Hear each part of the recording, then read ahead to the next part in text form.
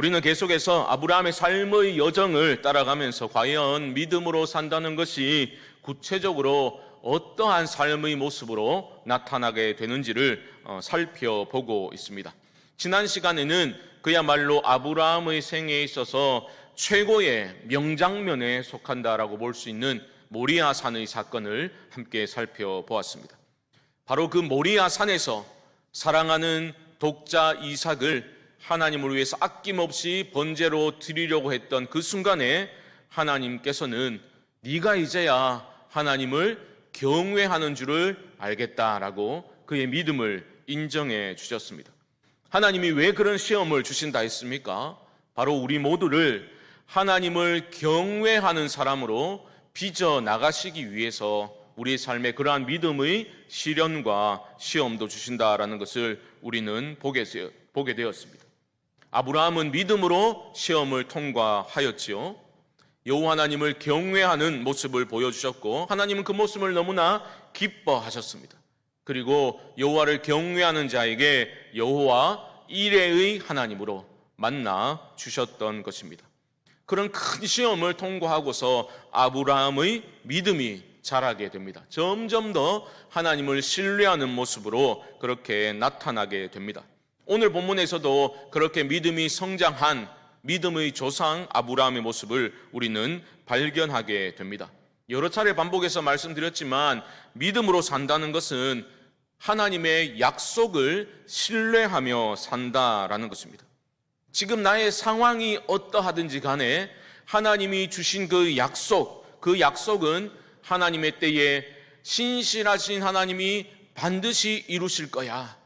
그 약속을 붙들고 살아가는 것이 바로 믿음으로 살아가는 사람의 삶의 모습이다라는 것이죠. 오늘 우리는 그의 그러한 믿음을 한번 함께 살펴보기를 원합니다. 오늘 본문은 사라의 죽음으로 시작하고 있죠. 1절 말씀 다시 보시면 사라가 127세를 살았으니 이것이 곧 사라가 누린 햇수라라고 말합니다. 그거 아십니까? 구약 성경에서 유일하게 수명이 기록된 여인이 있다면 바로 사라입니다. 127세라고 밝혀주고 있죠. 그만큼 사라가 열국의 어미로서 차지하는 비중이 중대한 위치를 점하고 있음을 성경은 보여주는 것이 아니겠나 생각해 볼 수 있겠습니다. 사라가 127세의 죽음을 맞이하였으니 이때 아브라함의 나이는 137세이겠지요. 믿음으로 결단하고 하나님이 떠나라 말씀하셨을 때가 75세였습니다. 그 60여 년을 지금 함께 살아왔던, 믿음으로 함께 걸어왔던 아내 사라가 이제 하나님의 부르심을 받게 된 겁니다. 사라의 죽음을 생각해 볼 때 여러분, 사라의 입장에서 한번 생각해 보시면 좋을 것 같습니다. 오랜 기다림 끝에 사라는 이삭을 선물로 받았지요. 그런데 죽음이 임박한 바로 이때에 그 낳은 이삭의 나이가 얼마입니까? 37세예요. 37세. 아직 결혼도 안 했어요. 이삭을 통해서 많은 자손을 주겠다라고 하나님이 약속을 주셨다고요. 그런데 지금 사라는 죽음이 임박해 있는데 수많은 손자들조차도 볼 수 없는, 결혼조차 하지 못한 이삭만이 자신의 눈앞에 있을 뿐입니다. 여기서 우리가 한번 생각해 봐야 할 점이 있습니다. 우리는 너무나 자기중심적이잖아요. 아무리 중요하고 큰 일이 일어나더라도 내가 죽으면 뭐고, 그게 무슨 소용이고, 이런 태도를 가지지 않습니까? 그런데 기억해야 될 것이 있다면 하나님의 그 구원의 역사는 긴 흐름 속에서 진행되어지고 성취된다라는 것을 우리는 잊으면 안 됩니다. 하나님의 약속이라는 것은 단번에 성취되는 것도 아니고 어쩌면 내 생애 가운데 꼭 이루어지지 않을 수도 있는 거죠. 사라가 눈을 감기 직전에 아직 결혼도 못한 그 이삭이 자기 눈앞에 있었던 것처럼 그때나 지금 여기를 살아가는 우리의 삶에 있어서도 여전히 하나님 주신 약속이 온전히 성취되지 않은 부분이 있다는 것이죠. 완전히 내 생애에 열매를 보지 못하는 그러한 약속들이 있을 수 있는 겁니다. 중요한 것은 우리가 그럴 때에 어떤 태도를 가질 것이냐라는 것 아니겠습니까? 저는 그렇게 생각합니다. 내 생애에 하나님 뜻이 온전히 이루어지지 않는다면 그 또한 어떻겠는가, 그런 생각을 해야 되지 않겠나라는 생각입니다. 우리는 하나님의 약속이 성취될 것이라는 소망 가운데 이 땅을 살아가면 되는 겁니다. 그 약속의 큰 그림 속에서 우리는 소망을 품고 이 땅을 성실함으로 살아갈 뿐입니다. 꼭 기억하십시오. 내가 죽는다고 하나님의 약속이 소진되는 건 아닙니다. 내가 죽는다고 하나님의 약속이 사라지거나 소진되는 게 아니라는 거죠. 그 무엇도 하나님의 구원의 역사, 그 큰 구원의 물줄기를 막을 수가 없는 거죠. 우리는 그저 약속의 온전한 성취가 이루어질 것을 믿고 그것을 믿음의 눈을 들어서 바라보고 이 땅을 소망 가운데 살아갈 일만 남은 것입니다. 그런데 여러분, 이것은 소위 희망 고문이 아니에요. 아이고, 그래가 어떻게 사노? 힘들겠다. 그게 아닙니다. 그렇지 않습니까? 믿음으로 사는 인생이 어디 목마르기만 하겠습니까? 여러분, 예수님 믿는데 기쁨도 없고 그냥 목만 마르고 희망 고문하는 것 같습니까? 그렇지 않잖아요. 성령 안에서 우리는 이미 장차 임할 그 하나님의 약속의 성취와 그 열매들을 미리 맛보면서 이 땅을 살아가는 것 아닙니까? 상황은 힘들지만 말씀을 묵상할 때, 예배를 드릴 때, 찬양을 할 때, 아니면 살아갈 때 하나님께서 여러분들에게 주시는 기쁨이 있지 않습니까? 소망이 있지 않습니까? 그런 것들이 넘치게 우리에게 주어져 있는 거죠. 희망 고문이 아니라는 겁니다. 성령 안에서 미리 맛보고 살아가는 하늘의 가치들은 허상이 아니라 실제라는 것이죠. 우리는 성령 안에서 장차 이루어질 하나님 나라의 그 가치들을 미리 맛보고, 미리 맛보기 때문에 또한 그 약속을 더욱 굳세게 붙들고 살아갈 수 있게 되는 것입니다. 아내의 죽음 앞에서 보여주고 있는 아브라함의 모습이 바로 그러한 소망이 있는 모습이다라는 것이죠. 물론 아내가 먼저 떠났으니 아브라함은 슬퍼하였습니다. 2절 말씀 보십시오. 사라가 가나안 땅 헤브론 곧 기럇 아르바에서 죽음에 아브라함이 들어가서 사라를 위하여 슬퍼하며 애통하다가, 믿음이 없어서 애통하고 슬퍼하는 것이 아닙니다. 우리가 함께 했던 소중한 사람을 먼저 떠나보낸다라는 것은 당연히 슬픈 일이죠. 더 이상 육신으로 대할 수 없음으로 인해서 안타까움과 슬픔이 있는 게 당연합니다. 하지만 아브라함의 애통은 절망적인 슬픔의 표현은 아니었습니다. 절망적인 게 될 수가 없죠. 그리고 오히려 그 사라의 죽음을 성경 기자는 아브라함의 생애에 있어서 중대한 전환점이 되는 것으로 그렇게 기록하고 있습니다. 무슨 말이냐면 아내의 죽음을 계기로 해서 아브라함은 다시 한번 하나님의 약속을 굳세게 붙들고 그 약속이 이루어질 것을 소망하며 행동하고 있는 모습을 오늘 본문을 통해서 우리는 발견하게 된다라는 겁니다. 그게 바로 무슨 이야기냐 하면 바로 사라의 매장지를 구하는, 오늘 본문에 기록된 매장지를 구하는 아브라함의 이야기입니다. 언뜻 보면 별로 중요하게 보이지도 않아요. 아니 뭐 매장지를 구하는 이야기를 이렇게 길게 서술하고 있나라는 생각이 들 정도로 꽤 길게 그렇게 기록을 하고 있는 거죠. 하지만 이것은 단순한 땅 구입이 아니라 그 땅 구입에 감추어진, 이면에 감추어진 하나님의 약속을 신뢰하고 붙드는 아브라함의 믿음을 우리는 보게 되는 거죠. 어떻게 할 수 있는가? 2절 말씀에는 가나안 땅이라는 표현이 나오고 있죠. 그리고 마지막으로 가서 23장의 마지막 부분인 19절에 가서 보면 또한 가나안 땅이라는 표현이 나오고 있습니다. 그러니까 이 23장 전체를 가나안 땅이라는 표현이 감싸고 있는 겁니다. 이 가나안 땅이 23장에 있어서 매우 중요한 그런 포인트다라는 것을 우리에게 알려주고 있는 겁니다. 여러분, 가나안 땅이라는 것은 23장에 기록된 가나안 땅이라는 것은 그냥 땅이 아니에요. 하나님이 약속으로 주신 땅입니다. 아니 정확히 말하자면 주시겠다고 약속하신 땅이 바로 가나안 땅인 거죠. 보십시오. 먼저 아브라함은 사라의 죽음으로 인해서 애통하였죠. 하지만 곧바로 행동하고 있습니다. 누구를 찾아갑니까? 헷 족속을 찾아가서 이렇게 말하고 있죠. 4절 말씀 보십시오. 나는 당신들 중에 나그네요 거류하는 자이니 당신들 중에서 내게 매장할 소유지를 주어 내가 나의 죽은 자를 내 앞에서 내어다가 장사하게 하시오. 우리는 이 4절의 말씀을 통해서 아브라함이 자신의 정체성을 확실히 알고 있었다라는 것을 다시 한번 확인하게 됩니다. 그는 뭐라고 말합니까? 나는 나그네요 거류하는 사람입니다라고 자기소개를 하고 있지요. 나그네라는 단어는 외지인, 이방인이라는 의미이고요.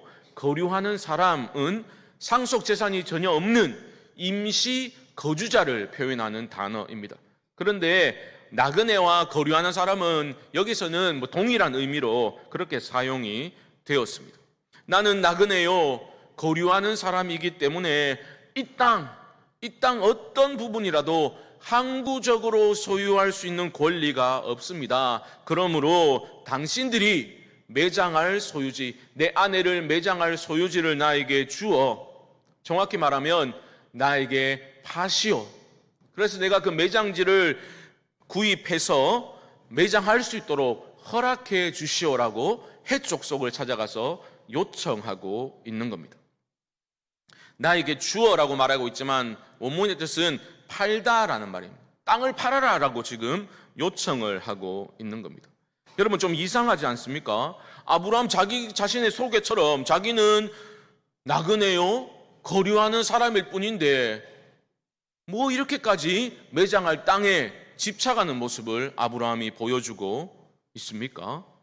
그런 생각을 할 수 있겠죠. 아니 뭐 떠돌이 인생이 뭐 그렇게 매장지에 이렇게 집착하는가라는 생각을 할 수도 있겠습니다.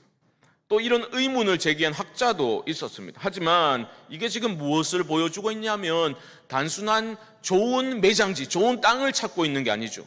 무슨 풍수지리서를 따라가지고 좋은 묘자리를 마련하기 위해서 애를 쓰고 있는 게 아니라는 겁니다. 여러분, 지금 아브라함이 이 땅에서 매장지에 집착하는 듯한 모습을 보이는 이유는 단 한 가지입니다. 하나님이 이 땅을 자신에게 주시겠다고 약속하셨기 때문입니다. 그러니까 지금 이 시점에서 첫 소유지를 갖게 되는 이것이 그 약속이 성취되는 첫 단계로 아브라함은 믿음으로 받아들이고 있는 거죠. 여러분 생각해 보십시오. 아브라함에게 있어 가나안 땅은 어떤 의미입니까? 이중적인 의미가 있어요. 가나안 땅은 이미 가나안 땅은 아브라함에게 새로운 고향입니다. 떠나라 하나님이 약속을 주시며 떠나라 말씀하셨을 때에 하란을 이미 떠났잖아요. 고향을 떠났습니다. 그렇기 때문에 하란은 더 이상 아브라함에게 고향이 아닙니다. 이 가나안 땅이 고향인 거죠. 새로운 고향입니다. 그런데 이 가나안 땅은 아직은 이방 땅과 같습니다. 아무것도 소유하지 못했기 때문입니다. 그러니까 아브라함이 뭐라고 했습니까? 나는 당신들 중에 나그네요 거류하는 자입니다 라고 소개하고 있는 거죠. 이것은 너무나 정확한 아브라함의 자기 인식입니다. 정체성이 무엇인지를, 자신이 누구인지를 아브라함이 정확히 알고 있는 모습입니다. 자신을 나그네라고 소개했지만 여러분 우리가 꼭 기억해야 할 것은 정처 없이 떠도는 나그네는 아닌 거죠. 나그네지만 아브라함은 약속 있는 나그네였다라는 말입니다. 오늘 설교 제목처럼 약속 있는 나그네, 그가 바로 아브라함이었습니다. 그런 점에서 아브라함은 이미와 아직 사이를 살아가고 있었던 사람이었던 것입니다. 하나님이 가나안 땅을 선물로 자신에게 주신 것을 믿고 있어요. 하지만 현재의 내 상황은 사랑하는 아내를 묻을 땅, 그 좁은 땅조차 없을 정도로 아무것도 가진 것이 없는, 약속이 전혀 성취되지 못한 그러한 상황을 살아가고 있는 거죠. 이미와 아직 사이를 아브라함은 지금 살아가고 있는 겁니다. 그런데 중요한 것은 무엇입니까? 이런 상황에서, 아내를 묻을 땅 하나 가지지 못한 이런 상황에서 아브라함은 한숨을 내쉬지 않았다는 거죠. 오히려 이 매장지를 매입하는 것이 이 가나안 땅, 약속의 땅 전체를 선물로 주시겠다는 하나님의 약속이 성취되는 첫 단계로 아브라함은 받아들이고 있었던 겁니다. 이게 중요한 거죠. 땅 자체가 무슨 가치가 있겠습니까? 하나님의 약속이 있기 때문에 너무나 소중한 것 아니겠습니까? 그래서 히브리서 기자는 이런 아브라함의 모습을 이렇게 말하고 있습니다. 자막이 준비되었을 텐데요. 히브리서 11장 10절 말씀, 11장 10절 말씀 한번 보여주시죠. 제가 읽어드립니다. 이는 그가 하나님이 계획하시고 지으실 터가 있는 성을 바랐음이라. 무슨 말입니까? 아브라함은 가진 게 하나도 없었어요. 하지만 나그네로 살면서도 하늘의 본향을 사모하며 살았다라는 겁니다. 그리고 하나님이 약속으로 주실 그 땅이 있다라는 것을, 언젠가 이루어질 것이다라는 것을 믿고 살아가고 있었습니다. 그래서 그는 약속을 붙들고 살아가고 있었기 때문에 한탄하지 않았던 거죠. 지금 가진 게 하나도 없었지만 신세를 한탄하지 않았습니다. 나그네, 내가 왜 이 꼬라지로 나그네로 살아야 되는가라고 한탄하지 않았다는 겁니다. 오히려 나그네라는 것, 내가 나그네임을 잊으면 나는 망하는 것이다, 그것을 굉장히 마음에 새기고 살아가고 있었던 겁니다. 이것을 히브리서 기자는 또한 이렇게 잘 표현하고 있는데요. 히브리서 11장 13절 말씀 보여주십시오. 함께 한번 읽어봅시다. 자막을 보시면 시작. 이 사람들은 다 믿음을 따라 죽었으며 약속을 받지 못하였으되 그것들을 멀리서 보고 환영하며 또 땅에서는 외국인과 나그네임을 증언하였으니. 아멘. 이 사람들은 이라고 했는데 여기서는 아브라함과 사라를 말하는 거거든요.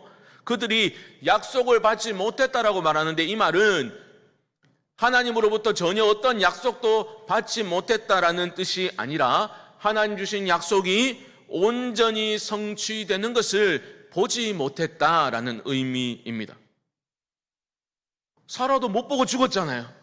그런데 아브라함의 후손들은 결국 그 약속대로 가나안 땅을 차지하게 되었죠. 그것을 믿음으로 아브라함은 바라보며 살았다라고 말하고 있는 겁니다. 그런 믿음의 삶은 이 땅에서 어떤 모습으로 나타나는가? 외국인과 나그네임을 증언하는 삶을 사는 것으로 나타나게 되었다라고 히브리서 기자는 알려주고 있는 겁니다. 여러분, 다시 한번 강조드립니다. 아브라함은 나그네라는 자신의 정체성을 부끄럽게 여기고 신세 한탄하며 살지 않았습니다. 오히려 나그네임을 증언하는 삶을 살았다라고 히브리서 기자는 알려주고 있습니다. 이것을 영어 번역 NIV는 admitted라고 번역했어요. 인정했다라고 번역을 했습니다. 무슨 말입니까? 이 땅을 나그네로 살면서 이 땅에 속한 사람들과 같이 되기를 갈망하고 부러워하고 동경하며 살았다라는 것이 아니라, 나는 이 땅에 발을 붙이고 살고 있지만 이 땅에 속한 자가 아니라 저 하늘 본향을 향해서 걸어가는 나그네이다라는 것을 날마다 인정하며 살았다는 거죠. 그런 정체성을 그의 삶 속에서 드러내며 하루하루를 약속 있는 나그네로 아브라함은 살았다. 그것을 우리에게 알려주고 있는 겁니다. 여러분, 아브라함의 이러한 모습이 이 세상을 믿음으로 살아가는 성도가 보여야 할 삶의 태도인 줄 믿습니다. 우리는 날마다 내가 나그네로 이 세상을, 이 땅을 살아가고 있다는 것을, 그 정체성을 확고히 할 수 있어야 합니다. 내가 천성을 향해 나아가고 있는 순례자요 나그네다라는 것을 확실히 기억하고 살아갈 때 우리는 일시적인 것들, 이 세상의 것들에 집착하지 않고 매몰되지 않고 영원한 하늘의 가치를 추구하며 이 땅을 살아갈 수 있는 겁니다. 여러분, 오해하지 마십시오. 영원한 하늘의 가치를 추구하며 산다고 해서, 나그네라는 그 정체성을 확고히 하며 산다고 해서 이 땅의 삶에 불성실하고 대인관계도 제대로 하지도 못하고 그저 신앙 속으로 도피하는 그러한 부적응자의 삶을 산다라는 뜻이 전혀 아니라는 거죠. 오히려 정체성을 확고히 하고 살아가는 사람은 어떤 삶을 살게 됩니까? 더 성실하게 살고 더 큰 삶을 살 수가 있는 거죠. 집착하지 않을 수 있습니다. 세상 사람들이, 믿음 없는 사람들이 추구하는 그러한 세속적인 가치들이 일시적인 것일 뿐이요, 허망한 것임을 간파할 수 있는 거죠. 그것을 간파해야 오히려 나에게 주어진 그러한 것들을 제대로 감사하고 제대로 누리며 살아갈 수 있게 되는 것입니다. 보십시오. 자신이 약속 있는 나그네임을 분명히 인식하고 있었던 아브라함이 얼마나 이 땅에서의 삶을 성실하게 살아갔는지를 오늘 본문은 우리에게 잘 보여주고 있습니다. 그는 지금 내 아내를 묻을 매장지를 나에게 좀 파시오라고 지금 거래를 제안하고 있지 않습니까? 그렇게 얘기하자 헷 족속들이, 이방인들이 아브라함에게 뭐라고 말하는지를 여러분 한번 보시기 바랍니다. 6절 말씀입니다.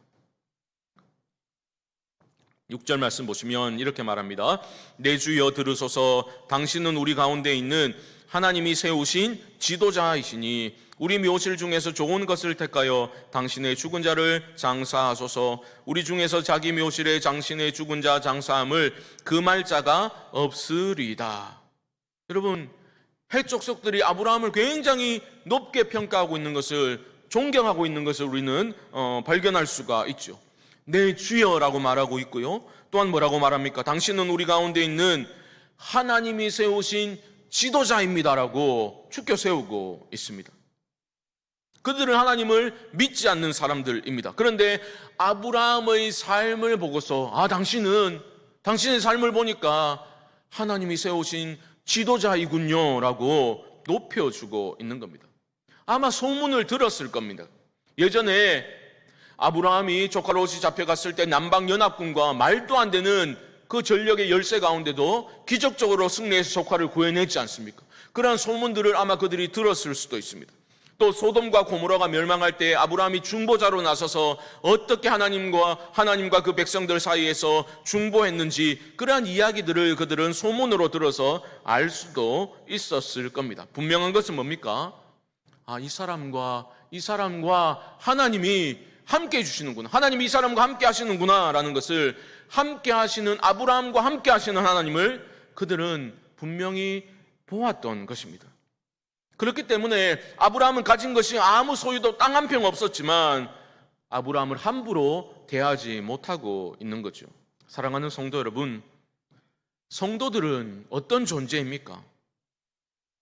나와 함께 하시는 하나님을 이 세상을 향해서 보여주는 사람들이 성도들 아닙니까? 눈에 보이지 않는 하나님을 이 세상 가운데 보여주어야 할 그런 사람들이 바로 저와 여러분, 우리 성도들인 것이죠. 그런 점에서 성도들은 증인들이 맞습니다. 증인된 삶을 우리는 살아야 하는 겁니다. 그런데 이 지점에서 우리가 착각에 빠질 수 있습니다. 오해할 수 있습니다. 우리는 증인된 삶을 살라라고 말하면 무엇인가 먼저 종교적인 행위들을 생각하기 쉽지요. 그렇죠? 어떤 종교적인 냄새를 풍기고 그러한 것들을 생각하기 쉽다는 겁니다. 지난주 수요일에 우리 교회에서 예수전도단 화요 모임 찬양 예배가 현장 예배로 처음 진행되었죠. 그때 설교하시는 한 간사님이 그런 말씀을 하셨어요. 직장에서 남들 다 근무할 때 직장에서 성경 보고 기도하고 전도하고 그런 사람이 과연 훌륭한 신앙인입니까? 라고 질문을 하셨어요. 그런 내용으로 말씀하셨습니다. 물론 너무 단순하게 접근하는 것도 무리가 있겠지만 우리는 종교적인 행위, 어떤 종교적인 색채를 강하게 풍김으로써 나는 하나님 나라를 증언하는 증인이야 라고 착각해서는 안 된다라는 거죠. 여러분, 우리가 이 세상에서 주어진 삶의 자리에서 땀 흘려 성실히 일하지 않고 그런 종교적인 색채만 강하게 풍긴다고 해서 우리가 하나님 나라를 증거하는 그런 증인의 삶을 살 수 있는 것은 아니다라는 겁니다. 헷 족속들이 아브라함을 향해서 뭐라 했습니까? 당신은 하나님이 세우신 지도자입니다라고 존경심을 표했을 때 아브라함은 어떻게 행동했습니까? 목에 힘을 잔뜩 주고서 그러니까 알아서 좀 기어라 이렇게 하지 않았죠. 7절 말씀 보십시오. 7절. 아브라함이 일어나 그 땅 주민 헷 족속을 향하여 몸을 굽히고 라고 말합니다. 간과해서는 안 될 장면입니다. 아브라함은 오히려 세상 사람들을 향해서 그의 몸을 굽혔습니다. 굽신거렸다는 뜻은 아닙니다. 무례하게 행동하지 않았다는 거예요. 예의를 갖춰서 상대방을 존중했다라는 의미입니다. 저는 이 본문을 묵상하면서 아마 이번 오는 주일에도 이제 현수막도 걸고 11월 13일에 있을 제가 부임하고 처음으로 시행하려고 새신자, 그렇죠? 새가족 초청 주일을 준비하면서 행복의 초대이거든요. 그것을 우리가 준비하면서 우리가 좀 주의해야 될, 경계해야 될 태도가 있지 않겠는가라는 생각이 들었습니다. 우리가 소위 태신자, VIP 초청하려고 할 때에 경계해야 될 우리의 마음의 태도, 자세가 있다라는 거죠. 그게 뭐냐면 그들을 전도 대상자들로만 대하면 안 된다는 거예요. 무슨 말이냐면 교회에 어떻게든 한 번만 꼬셔가지고 데려나와야지, 데려나와야 될 대상으로만 보면 곤란하다는 겁니다. 그렇게 되면 상대방이 우리의 언행과 눈빛에서 그것을 감지하게 돼요. 눈치를 채게 되는 겁니다. 그것을 눈치를 채면 이 사람은 나와의 어떤 진실한 만남이나, 그렇죠, 나라는 존재를 귀히 여기는 게 아니라, 물론 우리 편에서는 귀히 여기기 때문에 그런 접근도 하는 것이겠지만 그 사람 입장에서는 그렇지 않은 거죠. 이 사람이 어떤 목적을 가지고 나를 어떻게든 교회 한번 데리고 나가려고 이런 식으로 접근하는구나라고 느낄 수가 있게 되고, 그렇게 되면 마음을 닫는 거죠. 상대방이 무슨 말을 해도 제대로 듣지도 않고 어떻게 해서든지 그날 한번 올 수 있나, 이 말 꺼내기만을 마음속에 간직한 채 그렇게 사람을 대하게 되면 드러나게 되는 거죠. 그런 것들을 조심해야 한다는 겁니다. 우리의 삶에서 만나는 그런 모든 사람들에게 우리는 겸손하게 또한 예의 바르게 행동을 해야 합니다. 저는 사실 그런 얘기 들으면 참 이제 머리가 아프고 마음이 아프거든요. 우리 교회는 아니겠지만 교회 안에서 그렇게 친절하고 천사처럼 미소 짓고 막 그래 돌아다니는 사람이 일터에서는 완전히 정냄이 뚝 떨어지게 이기적으로 행동하고 양보할 줄 모르고 성질 더러운 사람으로 낙인 찍혀서 돌고 돌아서 제 귀에 들리면 얼마나 마음이 무거워지겠습니까? 교회 안에서뿐만 아니라 우리의 삶의 자리에서 모든 사람들을 향해서 우리는 어쩌면 아브라함처럼 예의를 갖춰서 행동하고 겸손하게 행동하고 상식을 지켜 행동할 수 있어야 하는 거죠. 오늘 사라의 매장지를 구하는 그 과정 우리가 자세히 살펴보지는 못하겠습니다만은 제가 내용을 간추려서 한번 설명해 드리겠습니다. 아브라함은 예의를 갖추어서 몸을 굽혀서 겸손히 그들의 허락을 먼저 구했습니다.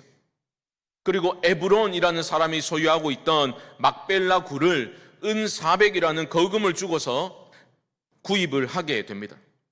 여러분 읽어보시면 아시겠지만 그 거래 과정에서 에브론은 겉으로는 나이스하게 아브라함에게 뭐 다 줄 것처럼 그냥 공짜로 줄 것처럼 말을 했지만 사실은 자기 실속을 챙기는 모습을 보여주고 있거든요. 그런데 아브라함은 어떻게 했는가? 아브라함은 계산기를 막 두들기면서 어떻게든 손해보지 않으려고 그렇게 밀당하는 모습을 보여주지 않습니다. 흔쾌히 거래에 응하게 됩니다. 당장 손해를 좀 보더라도 궁극적으로 하나님의 약속이 성취되는 과정에서 너무나 중요한 첫 단추를 끼우는 그 단계에 있다는 것을 믿고 있었기 때문에 소망 가운데 아브라함은 지금 여기를 살아가고 있었던 겁니다. 여러분 이게 중요한 거예요. 집착하지 않았습니다. 여러분이 만약 돈을 인생의 목표 삼아 집착하며 추구하면 돈마저도 갖지 못할 겁니다. 하지만 여러분 하나님의 나라를 먼저 추구해 보십시오. 그 나라뿐만 아니라 모든 것을 더해 주시는 하나님을 경험하게 되실 줄 믿습니다. 말씀을 정리해 보겠습니다. 사랑하는 성도 여러분, 오늘 이 단순한 이야기, 매장지 하나 구입하는 그 단순한 이야기 속에 감추어진 영적 진리를 놓치지 마시기 바랍니다. 무엇보다 우리는 이 땅에 속한 자가 아니라 나그네로 이 땅을 살아가고 있다는 그 정체성을 잊지 마시기 바랍니다. 나그네이지만 그냥 나그네가 아니라 약속 있는 나그네입니다. 저 천국 본향을 향해서 나아가는 나그네입니다. 내 삶 속에서 하나님께서 주신 그 약속, 큰 약속이 모두 성취되지 않을 수도 있습니다. 하지만 우리가 그 하나님 주신 약속을 붙들고 그 약속의 말씀에 소망을 두고 살아간다면 그 삶에는 반드시 기쁨이 있고 의미가 있고 참된 만족이 있는 줄 믿습니다. 그러므로 나그네의 신세를 한탄하며 살아가는 것이 아니라 오히려 나그네라는 정체성으로 인해서 우리는 기뻐하고 자유하고 가벼운 삶을 살 수 있게 되는 거죠.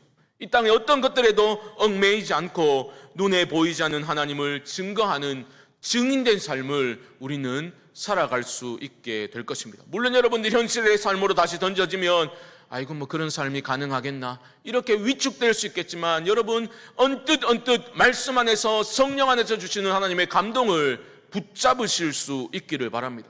그거 붙들면 여러분 이 세상을 담대하게 자유함 가운데 살아갈 수 있게 될 줄 믿습니다. 여러분은 소모품이 아닙니다. 아무 의미 없는 거대한 기계의 한 부속품이 아니라는 겁니다. 하나님의 구원의 그 큰 그림의 중요한 한 조각으로 우리는 귀하게 쓰임받는 인생이요 존재라는 것을 여러분 기억하실 수 있기를 바랍니다. 나는 너무나 작지만 작은 내 삶에 크신 하나님이 역사하심으로 말미암아 복이 되는 삶, 복을 흘려보내는 그러한 믿음의 삶을 우리 모두가 살아갈 수 있게 되기를 주님의 이름으로 간절히 축원드립니다.